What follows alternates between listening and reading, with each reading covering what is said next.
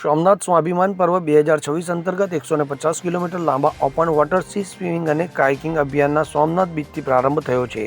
આ 10 દિવસીય અભિયાન આધ્યાત્મિકતા, સાહસ અને સામાજિક જાગૃતિનો સંદેશ ફેલાવશે. તો રાજકોટ ડિસ્ટ્રિક્ટ સ્વિમિંગ એસોસિએશન દ્વારા આયોજિત આ અભિયાન 21 ફેબ્રુઆરીથી 2 માર્ચ 21 ફેબ્રુઆરીથી 2 માર્ચ 2026 દરમિયાન યોજાશે.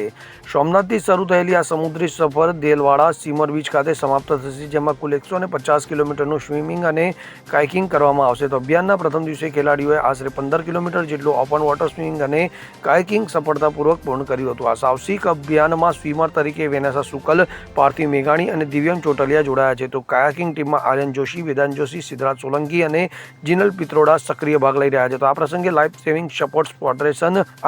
Life saving sports federation of ઇન્ડિયાના પ્રેસિડેન્ટ રોબેસ્ટિયન રાજ દ્વારા દરિયામાં લાઈફ સેવિંગ સ્પોર્ટ્સની વિવિધ તકનીકોનું જીવન નિદર્શન કરવામાં આવ્યું હતું. આ કાર્યક્રમમાં રાજકોટના ધારાસભ્ય અને પ્રોજેક્ટ ચેરમેન રમેશભાઈ તિલારા, RDSAના પ્રમુખ તથા ગુજરાત રાજ્યના પૂર્વ રમતગમત મંત્રી ઉમેશભાઈ રાજ્યગુરુ, હર્ષિતભાઈ રૂપાણી, અશ્વિનભાઈ સોલંકી, અંકિતા પાનસુરિયા, ડોક્ટર જયેશભાઈ મૃગા, સુનિલભાઈ રાજગોર, ભરતભાઈ કામલિયા, ચીનુભાઈ હાપાણી, ધર્મશીભાઈ કલોલા, કાનજીભાઈ જુંગી, હસમુખભાઈ ઓડિયા, અનીસ રાજ તેમજ વિવિધ સામાજિક અને શૈક્ષણિક સંસ્થાના હોદ્દેદારો ઉપસ્થિત રહ્યા હતા. તો અભિયાનનો મુખ્ય હેતુ આધ્યાત્મિક સાથે સાહસિક રમતગમતને પ્રોત્સાહન આપવાનો છે. તો પર્યાવરણ સંરક્ષણ, વ્યસન મુક્તિ અને સામાજિક જાગૃતિનો સંદેશ સમાજ સુધી પહોંચાડવા પર પણ ભાગ મૂકવામાં આવ્યો છે. તો આ પહેલ યુવાનોમાં શારીરિક અને માનસિક દ્રઢતા વિકસાવવા તેમજ તેમને સાહસિક પ્રવૃત્તિઓ તરફ પ્રેરિત કરવા માટે નોંધપાત્ર બનશે.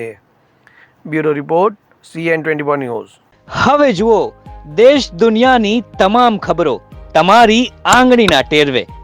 ઉઠાવો મોબાઈલ અને Google Play Store પરથી ડાઉનલોડ કરો અમારી CN24 ન્યૂઝ મોબાઈલ એપ.